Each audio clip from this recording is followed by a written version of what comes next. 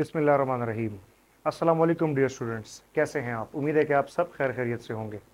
बेटा, जैसे कि हम chapter number 2 vectors and equilibrium को डिस्कस कर रहे हैं, आज इस चैप्टर का बड़ा ही इंपॉर्टेंट टॉपिक है। ये इंपॉर्टेंट क्यों है कि आने वाले टॉपिक्स जितने भी होंगे उनमें हम वेक्टर के कंपोनेंट्स को जो है वो डिस्कस करेंगे। तो इस हवाले से ये जो टॉपिक है ये आपका बड़ा इंपॉर्टेंट है। आज का टॉपिक है बेटा वो है हमारे पास रेजोल्यूशन ऑफ वेक्टर। क्या है जी? Resolution of vector. अब ये क्या चीज है? इसमें हम वेक्टर को उसके कंपोनेंट्स के अंदर रिजॉल्व करते हैं। रेजोल्यूशन का मतलब क्या है कि वेक्टर को उसके कंपोनेंट्स के अंदर रिजॉल्व करना। अब बेटा सबसे पहली बात है कि कंपोनेंट्स क्या है। ठीक है, कंपोनेंट्स का मतलब क्या है? जिस तरह अगर हम किसी स्केलर के भी कंपोनेंट्स बना सकते हैं और किसी वेक्टर के भी कंपोनेंट्स बना सकते हैं, तो ये कंपोनेंट्स का बेसिक मीनिंग क्या है? आपके पास कोई वैल्यू है, आप उसके कुछ कंपोनेंट्स बनाएं और उन कंपोनेंट्स को अगर आप बाद में ऐड कर लें तो रिजल्टेंट क्या आएगा? वही आपके पास वैल्यू आएगी। जिस तरह देखें, अगर हमारे पास एक वैल्यू है 10 वैल्यू, जिस तरह हम लेट कर रहे हैं, तो मैं इससे कंपोनेंट्स अगर ड्रॉ करूं तो 9 + 1, 9 और 1 दो ऐसे कंपोनेंट्स हैं। इन दोनों को मैं ऐड करूंगा तो मेरे पास रिजल्ट क्या आएगा? 10 आएगा। इस तरह 8 और 2 20 के कंपोनेंट्स हैं। तो ये कंपोनेंट्स क्या है कि इनको अगर मैं ऐड कर रहा हूं तो मेरे पास क्या आ रहा है? रिजल्टेंट में वही वैल्यू आ रही है। तो मैं इन दोनों कह सकता हूं कि 8 और 2 ये दो क्या हैं? ये 10 के कंपोनेंट्स हैं। ठीक है, इस तरह देखें इसके और कंपोनेंट 7 + 3, तो 7 और 3 भी इसके कंपोनेंट्स हैं। ठीक है बेटा, कंपोनेंट्स हम इसके इस तरह से ड्रॉ कर सकते हैं। अब इसके हम कितने कंपोनेंट्स ड्रॉ कर सकते हैं? तो बेटा इसके इनफाइनाइट कंपोनेंट्स ड्रॉ हो सकते हैं। इसके बहुत सारे ऐसे कॉम्बिनेशन हैं कि जिनको आप अगर लगाएंगे तो रिजल्टेंट क्या आएगा? वो आपका 10 आएगा। तो सिमिलरली वेक्टर्स के अंदर भी हम इस तरह से कर सकते हैं कि अगर हम एक वेक्टर के बहुत सारे कंपोनेंट्स बना सकते हैं। अब वो कंपोनेंट्स क्या हैं? जिस तरह हमने लास्ट टॉपिक पढ़ा था, एक vector addition by head to tail rule. तो अगर हम उन कंपोनेंट्स को ऐड करें और उनका रिजल्ट क्या आए, वो जो वेक्टर है, तो वो क्या होंगे? वो उसी वेक्टर के कंपोनेंट्स कहलाएंगे। ठीक है बेटा, तो ये चीज हमारे पास है। अब अगर हम बात करते हैं तो कंपोनेंट्स क्या चीज है, तो हम कहते हैं कि the effective value of vector in specific direction, कि किसी भी स्पेसिफिक डायरेक्शन में वेक्टर का जो इफेक्टिव कंपोनेंट होगा, जो वैल्यू होगी, उसको हम कहेंगे कंपोनेंट। ठीक है, अब बेटा ये तो कंपोनेंट की बात होगी, लेकिन रेक्टेंगुलर कंपोनेंट्स कौन से हैं? रेक्टेंगुलर कंपोनेंट्स वो हैं जो कि आपस में क्या है? परपेंडिकुलर होते हैं। ठीक है जी, तो बेटा हम कहते हैं components of vector which are perpendicular to each other, जो कि एक दूसरे के परपेंडिकुलर है, मतलब 90 डिग्री का एंगल बनाते हैं। तो उनको हम क्या कहेंगे? उनको हम रेक्टेंगुलर कंपोनेंट्स ऑफ वेक्टर का नाम देंगे। ठीक है बेटा, अब इसको जरा समझते हैं। जिस तरह देखें, आपसे एक अगर एमसीक्यू पूछा जाए कि कंपोनेंट्स ऑफ वेक्टर आर, कि वेक्टर के कितने कंपोनेंट्स हैं, तो आप देखें ऑप्शन आपके पास हैं 1 2 3 और इनफाइनाइट। तो बेटा कंपोनेंट्स कितने हैं हमारे पास? कंपोनेंट्स एक है? नहीं। दो हैं? नहीं। तीन है? नहीं। बेटा इनफाइनाइट, आप जितने मर्जी उसके कंपोनेंट्स ड्रॉ करें, आप ड्रॉ कर सकते हैं। हां, अगर इस क्वेश्चन को चेंज कर दिया जाए और आपसे पूछा जाए कि rectangular components of vector are, कि भाई वेक्टर के रेक्टेंगुलर कंपोनेंट्स कितने हैं, तो रेक्टेंगुलर कंपोनेंट्स, अब आपके पास ऑप्शन चेंज होगा। इसमें बहुत सारे स्टूडेंट्स ऑप्शन 2 सिलेक्ट करेंगे, लेकिन इसमें ऑप्शन 3 आएगा, क्योंकि देखें वेक्टर के component X axis, Y axis और जेड एक्सिस के अलोंग ये 3 कंपोनेंट्स उसके बन सकते हैं, रेक्टेंगुलर कंपोनेंट्स। ठीक है बेटा, तो यहां पर ऑप्शन क्या होगा आपका? 3 ऑप्शन आपका यहां पे करेक्ट होगा।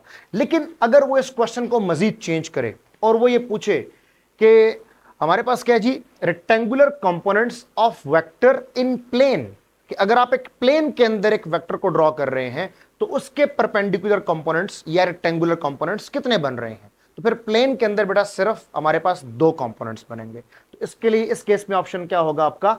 2 होगा। तो इस चीज को आपने बड़े ध्यान के साथ देखना है कि वो आपसे किस के बारे में पूछ रहे हैं। अब अगर इस तरह पूछे कि रेक्टेंगुलर कंपोनेंट स्पेस के अंदर, तो स्पेस का आपको पता है कि वो कितने होंगे? 3 इसके रेक्टेंगुलर कंपोनेंट्स होंगे।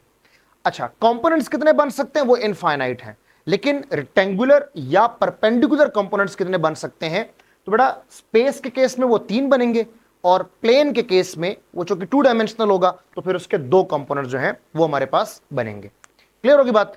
अच्छा, अब जो रेजोल्यूशन है, रिजॉल्व करना, ये रिजॉल्व करने का मतलब क्या होता है?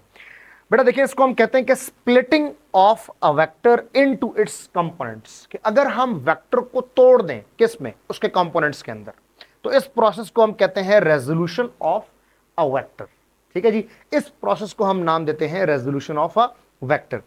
अच्छा बेटा, जो एडिशन ऑफ वेक्टर हमने पढ़ी थी, तो ये उसका रिवर्स प्रोसेस है। अक्सर स्टूडेंट सोचते हैं कि भाई एडिशन ऑफ वेक्टर का रिवर्स प्रोसेस क्या है, सब्ट्रैक्शन ऑफ वेक्टर। नहीं, ऐसा नहीं है, क्योंकि वेक्टर को देखें, अब हमने क्या किया कि यहां पर इसको कंपोनेंट्स के अंदर रिजॉल्व करेंगे, तो जब उन कंपोनेंट्स को ऐड करेंगे तो वो रिजल्ट आ जाएगा, उसको रिजॉल्व करेंगे तो ये कंपोनेंट्स बन जाएंगे। तो ये क्या है, ये एडिशन ऑफ वेक्टर का रिवर्स प्रोसेस है। ये चीज आपने याद रखनी है कि ये क्या है, ये एडिशन ऑफ वेक्टर का रिवर्स प्रोसेस है। ठीक है बेटा, तो अब जरा इसको समझते हैं कि किसी वेक्टर को हम अगर रिजॉल्व करना चाहें उसके कंपोनेंट्स के अंदर, तो वो हम कैसे जो है वो रिजॉल्व करेंगे। बेटा देखिए, जैसे लेट्स सपोज यहां पर मेरे पास कार्टेशियन कोऑर्डिनेट है और उसमें एक वेक्टर ए मेरे पास गिवन है। अब अगर मैं इस वेक्टर से एक लाइन ड्रॉ करता हूं, एक्स एक्सिस पे अगर प्लॉट करता हूं, और एक लाइन में यहां पर प्लॉट करता हूं वाई के क्रॉस, तो बेटा ये जो मेरे पास कंपोनेंट बन रहा है, ये वाला, ये इस वेक्टर का एक्स कंपोनेंट है। ये क्या है, इस वेक्टर का एक्स कंपोनेंट। इसी तरह ये y के अलोंग जो मेरे पास एक कंपोनेंट बन रहा है, ये मेरे पास कौन सा है, इस वेक्टर का y कंपोनेंट। तो सिमिलरली ये भी y कंपोनेंट बन जाएगा, और ये हमारे पास कौन सा हो जाएगा, ये भी x कंपोनेंट बन जाएगा। अब अगर हम इस लाइन को लेते हैं, यहां पर जिस तरह मैं लिख देता हूं कि ये अगर a वेक्टर है, चले जी इसको m नाम देते हैं इस पॉइंट को, और इस पॉइंट को n का नाम देते हैं। तो बेटा अगर ये हमारे पास एक ट्रायंगल बन रही है, राइट एंगल ट्रायंगल OMN, तो अब इसमें से मुझे ये वाला कंपोनेंट भी ड्रॉ करना पड़ेगा, फाइंड आउट करना पड़ेगा, और इस तरह मुझे ये y वाला कंपोनेंट जो है इसको भी फाइंड करना पड़ेगा। तो मैं देखता हूं कि अगर इस वेक्टर को मैं रिजॉल्व करता हूं, तो इसके जो परपेंडिकुलर कंपोनेंट्स हैं ax और ay, इनकी वैल्यूज मैं कैसे फाइंड आउट कर सकता हूं। तो बेटा इसको जरा सॉल्व करना स्टार्ट करते हैं। देखिए, जिस तरह किसी भी वेक्टर को हम लिखते हैं, तो वेक्टर किस तरह होता है, ax आई कैप। ये आई कैप क्या शो कर रहा है कि ये इसका एक्स के अलोंग कंपोनेंट है। ये क्या हुआ, ए वाई जे क्या शो कर रहा है कि ये इसका वाई के अलोंग ये वाला कंपोनेंट हुआ। अब हमने ये ए एक्स कंपोनेंट और ये ए वाई कंपोनेंट, इन दोनों को फाइंड आउट करना है। तो बेटा अगर इस राइट एंगल ट्राइंगल पर हम कॉस थीटा की वैल्यू को लगाएं, अच्छा बेटा अब इसका जो एक्स कंपोनेंट हमने फाइंड करना है, तो आप जरा यहां पर देखिए कॉस थीटा की जो हम बात कर रहे हैं, तो कॉस थीटा किसके बराबर होता है, वो हमारे पता है बेस डिवाइड बाय हाइपोटेन्यूज। तो यहां पर हम कॉस थीटा की वैल्यू लेट करते हैं, तो कॉस थीटा किसके बराबर होगा, बेटा वो हमारे पास होगा जी बेस डिवाइड बाय हाइपोटेन्यूज। ठीक है, अब अगर यहां पर हम देखें तो बेटा बेस की वैल्यू मेरे पास कौन सी है, अगर आप इसमें एंगल को देखें तो एंगल के साथ वाली साइड कौन सी होती है, बेस। ये सबसे बड़ी साइड कौन सी होती है, हाइपोटेन्यूज, और ये थीटा के सामने वाली साइड होती है परपेंडिकुलर। तो बेस मेरे पास कौन सी बेटा, ON। ठीक है, तो यहां पर लिख लेते हैं ON डिवाइडेड बाय, और मेरे पास हाइपोटेन्यूज क्या है, वो है OM। ठीक है, ये वैल्यूज मेरे पास आ रही हैं। तो बेटा यहां से अगर मैं देखूं तो कॉस थीटा की वैल्यू मेरे पास क्या आएगी, अगर ON को देखा जाए तो क्या ऐसा कोई स्पेसिफिक नेम है, यस दैट इज AX। ठीक है, जबकि हाइपोटेन्यूज की बात करें अगर OM की, तो ये तो वेक्टर A खुद है। ठीक है जी, तो ये वैल्यू आ जाएगी। बेटा अब यहां से आप देखें कि A को आप यहां मल्टीप्लाई कर दें, तो AX किसके बराबर आ जाएगा, जो X कंपोनेंट है वो A cos थीटा के बराबर आ जाएगा।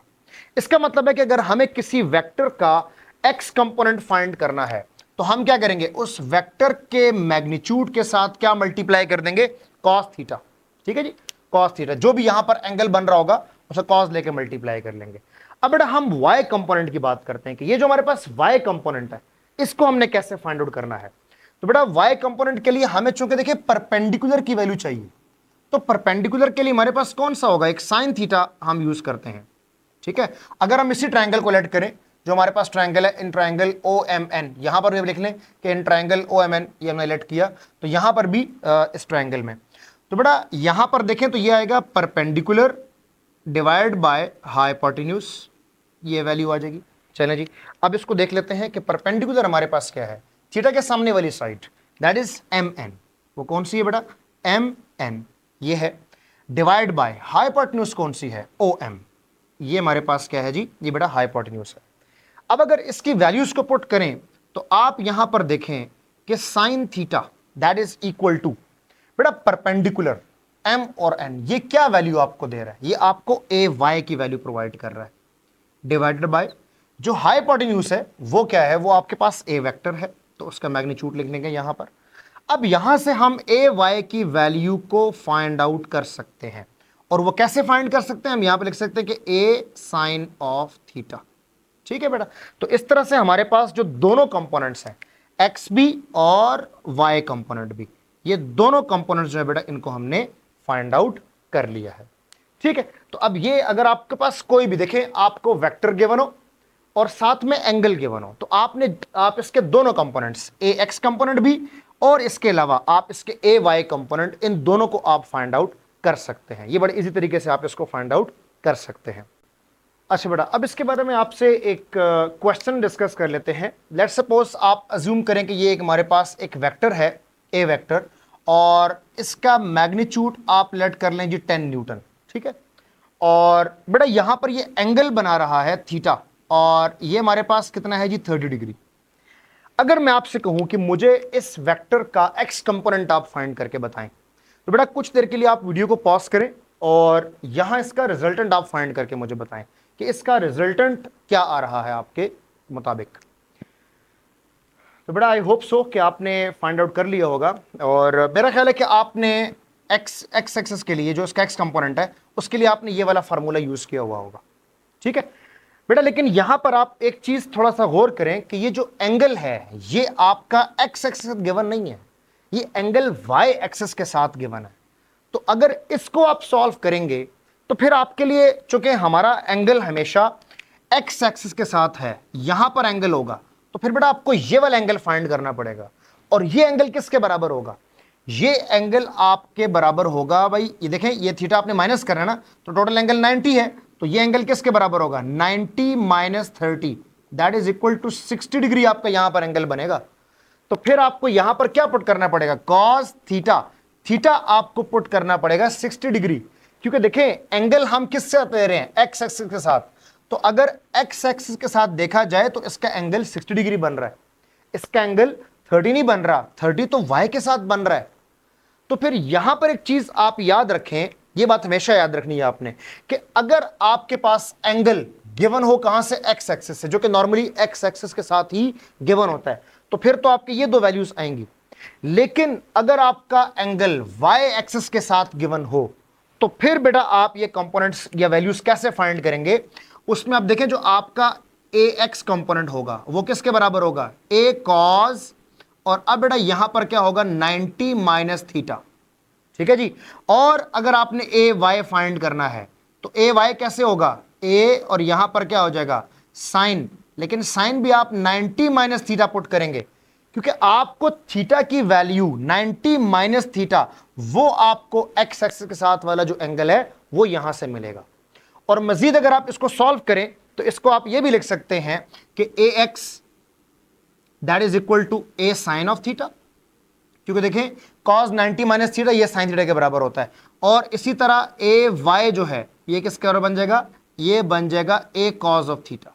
लेकिन बेटा यहां पर एक खास बात याद रखनी है कि ये वाले आपके जो वैल्यूज हैं ये ओनली वैलिड हैं जब आपका एंगल थीटा जो है वो किस एक्सिस के साथ हो? वो वाई एक्सिस के साथ हो। ये याद रखना है कि अगर आपका थीटा वाई के साथ गिवन होगा तब आप ये वाली क्वेश्चन यूज करेंगे, अदरवाइज अगर एक्स एक्सिस के साथ है तो फिर आप ये दोनों वैल्यूज यूज करेंगे। ठीक है जी, तो ये वैल्यूज किसके लिए हैं? Only when theta is along Y axis, कि अगर उसने आपको थीटा गिवन दिया हुआ है और वो वाई एक्सिस के अलोंग है तब आप ये वाली क्वेश्चन यूज करेंगे। ठीक है जी, ये चीज आप लोगों ने याद रखनी है। अच्छा बेटा, अब यहां पर देखें ये दोनों कंपोनेंट्स तो हमने इसके फाइंड आउट कर लिए, ए एक्स बी और ए वाई बी। लेकिन अब क्या हम इन कंपोनेंट्स से इसका वेक्टर, अगर हमें कंपोनेंट्स गिवन हो तो क्या हम उससे वेक्टर फाइंड कर सकते हैं? जी बिल्कुल, ऐसा पॉसिबल है। तो हम यहां पे कहते हैं जी रिजल्टेंट, इसको जरा सॉल्व कर लेते हैं। Resultant from components,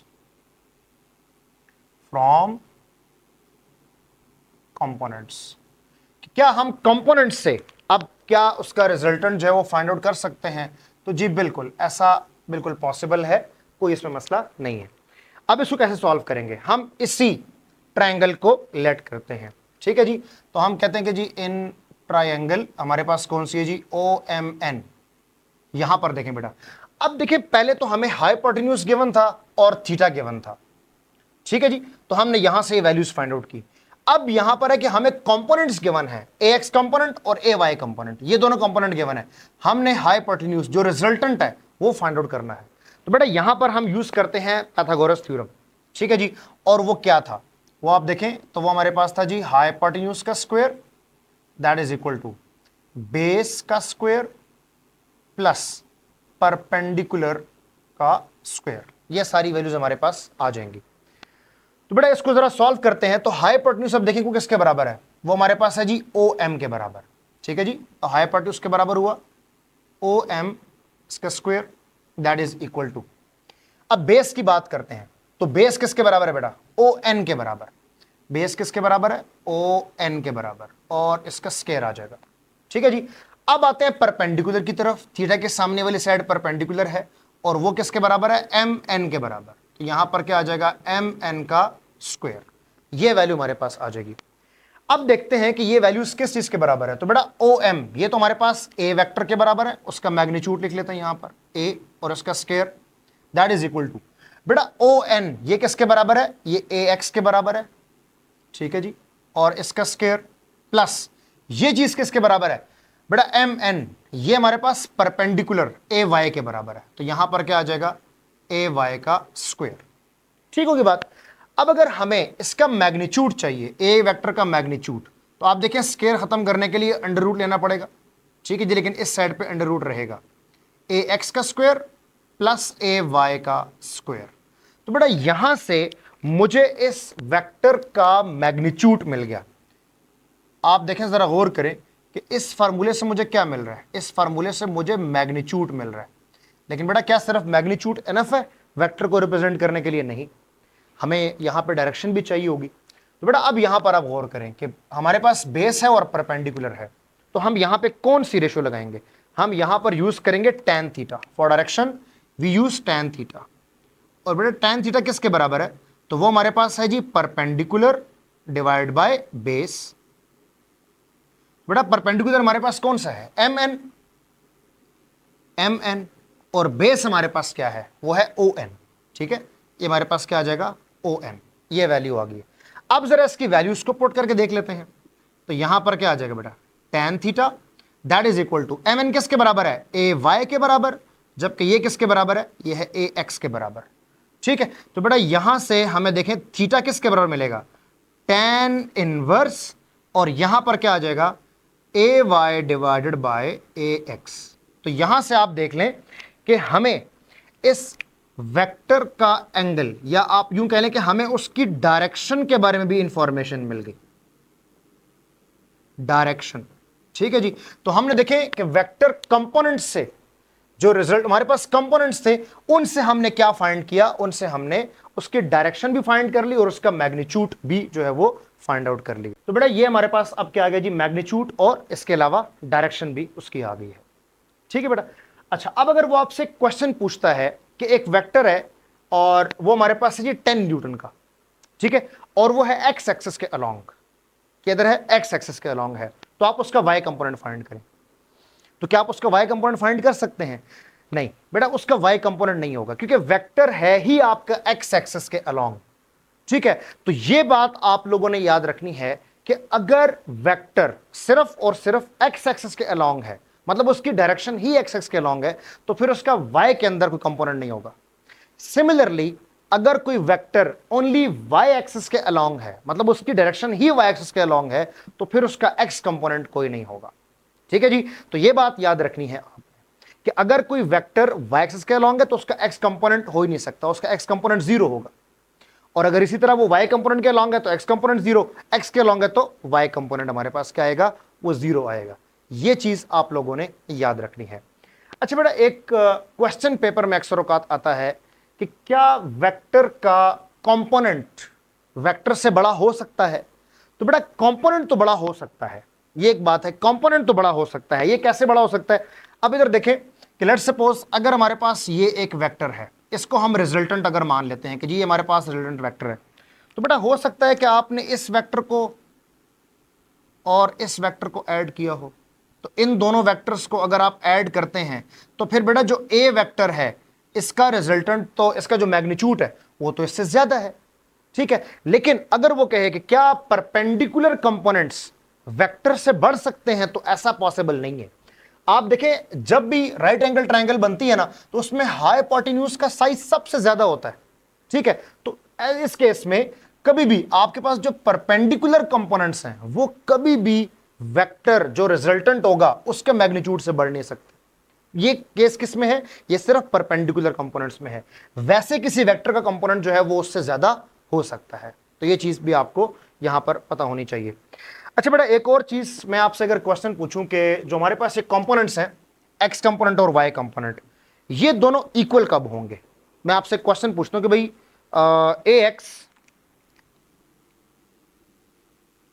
is equal to a y, ठीक है जी, ये दोनों हमारे पास इक्वल कब हो सकते हैं? कब इक्वल हो सकते हैं आपके ख्याल में क्या होगा? बेटा एक चीज याद रखें कि देखें यहां पर इसके ऊपर वेक्टर का साइन लगा हुआ है, इसका मतलब है कि ए एक्स हम वेक्टर की फॉर्म में डिस्कस कर रहे हैं और ए वाई को वेक्टर की फॉर्म में डिस्कस कर रहे हैं। तो बेटा ए एक्स तो एक्स एक्सिस के अलॉन्ग होगा और ए वाई जो होगा वो तो वाई एक्सिस के अलॉन्ग होगा, तो डायरेक्शन ही दोनों की ऑपोजिट है। तो ये चीज पॉसिबल नहीं है, ऐसा पॉसिबल नहीं है, ये दोनों कभी भी इक्वल नहीं हो सकते किसी भी केस में। हां, अगर हम इससे वेक्टर के साइन को हटा दें, इससे वेक्टर के साइन को हटा दें और इसके साथ मॉड लगा दें, अब इसका मतलब क्या है? इसका मतलब यह है कि इनका मैग्नीट्यूड कब इक्वल हो सकता है? तो यस, इनका मैग्नीट्यूड इक्वल हो सकता है। और वो कब होगा बेटा? उसमें एंगल आपका बनेगा 45 डिग्री। कैसे कि आप यहां पर सॉल्व करें जी, ए कॉज ऑफ थीटा ये बनेगा, दैट इज इक्वल टू ये क्या बनेगा? ए साइन ऑफ थीटा। तो अगर आप इसको लिखें तो इस तरह लिख सकते हैं कि sine theta divide by cos theta that is equal to a divide by a. तो ये तो 1 के बराबर आ जाएगा और साइन और कॉस किसके बराबर आएगा? tan के बराबर। तो ये क्या बनेगा? tan theta that is equal to 1। तो बेटा यहां से अगर हम देखें तो थीटा किसके बराबर आ जाएगा? थीटा आ जाएगा tan इनवर्स 1 के बराबर। और tan इनवर्स 1 किसके बराबर होता है? ये हमारे पास होता है जी 45। Theta is equal to 45 degree. तो इसका मतलब ये हुआ कि 45 डिग्री पर हमें क्या मिलेगा? इन दोनों के जो मैग्नीट्यूड हैं वो इक्वल मिलेंगे, ठीक है बेटा। और वैसे भी अगर आप इसको ड्रॉ करके भी देख लें तो आप देखेंगे 45 चूंकि दोनों एंगल के सेंटर में आता है, तो इसीलिए जो उसके एक्स कंपोनेंट और उसके वाई कंपोनेंट, जो दोनों कंपोनेंट्स होंगे वो क्या होंगे? वो इक्वल होंगे। ये एक्स है, ये वाई है। और अगर हम देखें बिल्कुल सेंटर में अगर हम इसको ड्रॉ करेंगे, तो बेटा जब बिल्कुल सेंटर में ड्रॉ करेंगे तो जितना इसका एक्स कंपोनेंट होगा उतना ही इसका वाई कंपोनेंट होगा, ठीक है जी। तो ये चीज यहां से आपको समझानी थी। अच्छा बेटा, इस फॉर्मूले अकॉर्डिंगली भी आप इसको सॉल्व कर सकते हैं, एंगल फाइंड कर सकते हैं। देखें हमारे पास कंडीशन क्या है कि ए एक्स और ए वाई इनका मैग्नीट्यूड क्या होना चाहिए? इक्वल होना चाहिए। तो आप इनको इक्वल पुट करें तो यहां पे क्या आएगा? tan इनवर्स 1 के बराबर, तो भी तो एंगल 45 डिग्री के बराबर बनेगा, ठीक है। तो इस तरह से यहां पर हमारे पास एंगल कितना बनेगा? 45 डिग्री। तो बेटा आज हमने वेक्टर के रेजोल्यूशन के बारे में, वेक्टर के जो कंपोनेंट्स हैं परपेंडिकुलर कंपोनेंट्स, इसके बारे में जो है वो डिस्कस किया। लेकिन यहां पर बेटा याद रखें कि हमने जो वेक्टर है ना, इसको सिर्फ 2 डायमेंशनल मतलब डिस्कस किया, प्लेन के अंदर डिस्कस किया। अब अगर ये 3 डायमेंशनल हो तो फिर वहां पर आपको पता है कि एंगल 3 बनते हैं, अल्फा, बीटा और गैमा, ठीक है जी। तो फिर उसके साथ आप जो है वो एंगल उसके बाकी कंपोनेंट्स भी आप फाइंड आउट कर सकते हैं। अब वो कैसे फाइंड कर सकते हैं? उसके लिए फार्मूलास कुछ इस तरह हैं कि अगर आप कॉस अल्फा की बात करते हैं तो बेटा ये किसके बराबर होगा? ये ए एक्स डिवाइड बाई ए के बराबर होगा, क्योंकि अल्फा आपके पास आपको पता है कि एक्स एक्स के अलॉन्ग होता है। इस तरह अगर हम वाई कंपोनेंट की बात करेंगे तो कॉस बीटा, और यहां पर क्या आ जाएगा? ए वाई डिवाइड बाई ए के बराबर आ जाएगा। इस तरह कॉस गैमा ये किसके बराबर आ जाएगा?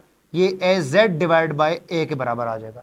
तो बेटा यहां से हम 3 डायमेंशनल अगर हमें कोई वेक्टर गिवन हो, स्पेस के अंदर गिवन हो, तो उसके कंपोनेंट्स हम कुछ इस तरह से जो है वो फाइंड आउट कर सकते हैं। उसके लिए आपको तीनों एंगल्स की रिक्वायरमेंट है कि एक्स एक्सिस के साथ, वाई के साथ और जेड के साथ वो कितना एंगल जो है वो बना रहा है। बेटा आई होप सो कि आपको ये लेक्चर समझ में आया होगा, और अगर आपकी कोई भी क्यूरीज हैं, कोई भी क्वेश्चंस हैं, तो आप कमेंट सेक्शन में पूछ सकते हैं। थैंक यू, अल्लाह हाफिज़।